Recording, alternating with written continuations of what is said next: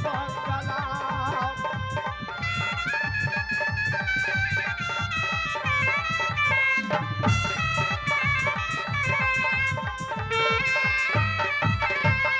ठीक है महाराज, आप जाइए, डाक बंगले पर बैठे चाबिये मुहैया पान, चैन के बांसुरी फूकिए किला पथरी में।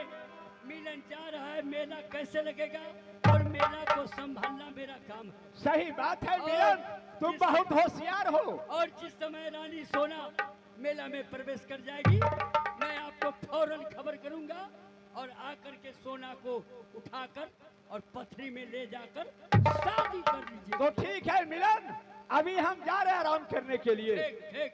ये जी ये महाराजा नंद के लाल तरंग जोधा पथरिया मारे।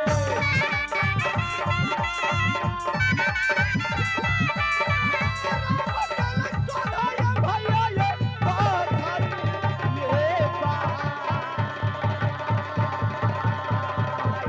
ज्वाला सिंह रमन ये कदा गौ जंगला।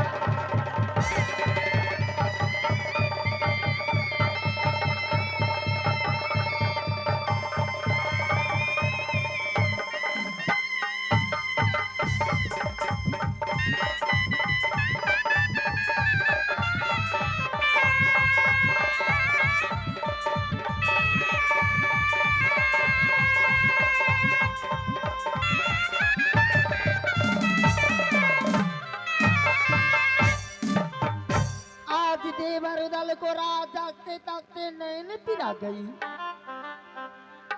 ना जाने हमारे दिलरुआ देवर दल कब आएगी मेरी बहू। मैं इसे रात ताक रही हूँ, देखता हूँ हमारी देवर दल मेरी महल में आएगा। इसे कुछ मीठी मीठी बात तो करूँ। आज मेरी देवर सोना के प्रीत को भूल गई, अभी तक न लौट के मेरी महल में आ रही है। आ करती है ये अंता, जा रागे सोनमा वही कोठालिया में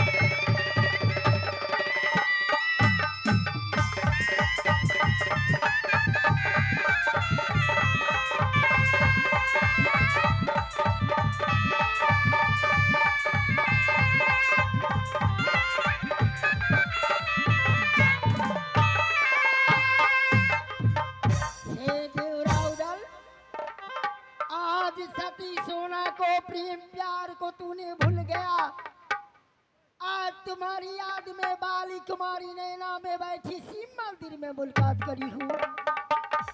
और जो शिव मंदिर को प्रेम प्यार को भूल गया देवर, आज नारी सोना तुम्हें इंतजार कर रही है। हो रही रही निंदिया सताती सोना की गेली दिया बेदरादा रही रही बेधैया ये समा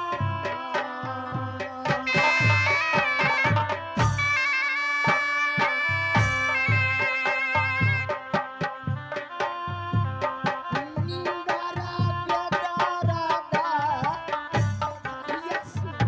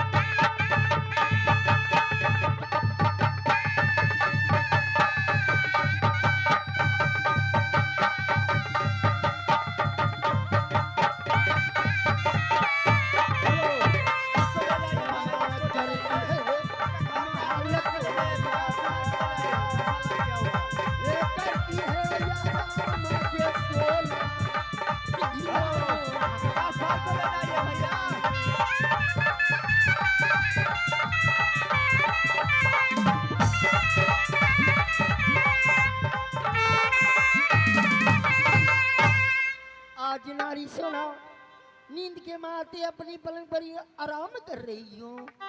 ना जाने देवरा उदल मेरी पास कब आएंगे, कब इसे मीठी मीठी बात को करूंगी। आज सोना अपनी पलंग को इंतजार कर रही है।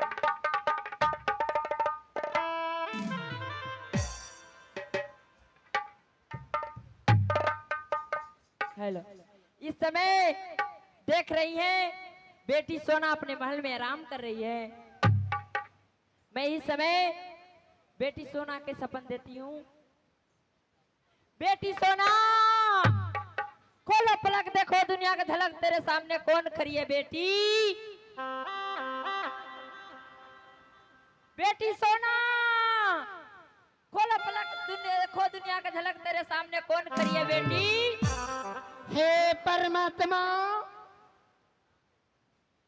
ये मेरी पलंग पर कैसी आवाज आ रही है, हमें बुझा रही है कोई मेरी महल में आई है, कर रही है हे बेटी सोना, नींद से सोई हो लाल पलंग पर, खोल पलक देख दुनिया की झलक। हे गोसैया, कौन मेरी महल में प्रवेश करी है, मैं जाकर के देख रही हूँ कौन मेरी महल को आई है। आधल थी आई गागरिया के सरधाई कोठाली से आता।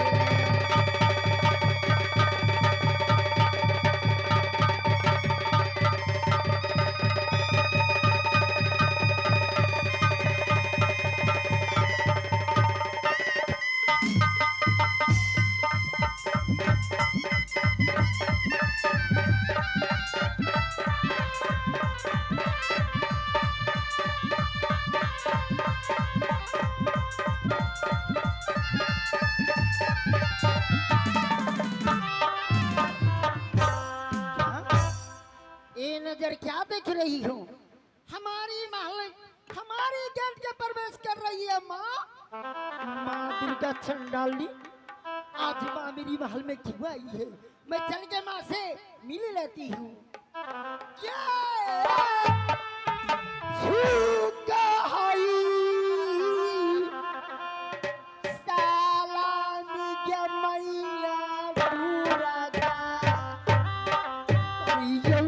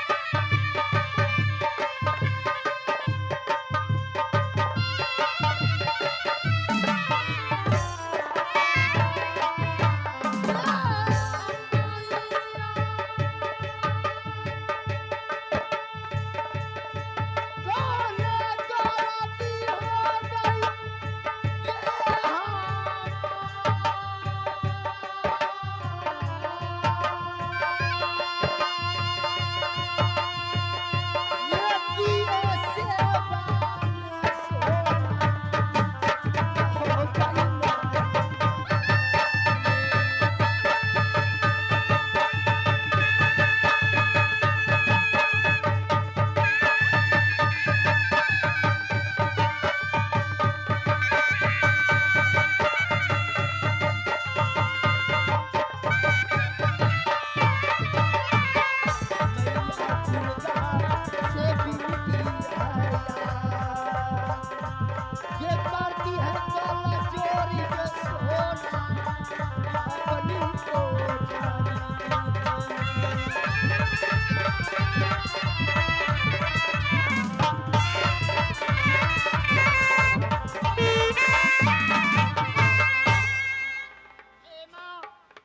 आधी रात सनासन बीते कर नींद आगे आ गई टांग।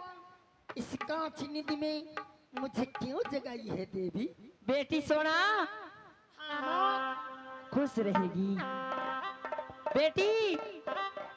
मैं तुमको लिए बहुत बड़ा खुशी लेके आई है बेटी। क्या खुशी? हाँ बेटी। खुशी माँ दुर्गा। बेटी किला पथरी में सरंग मेला लगा है।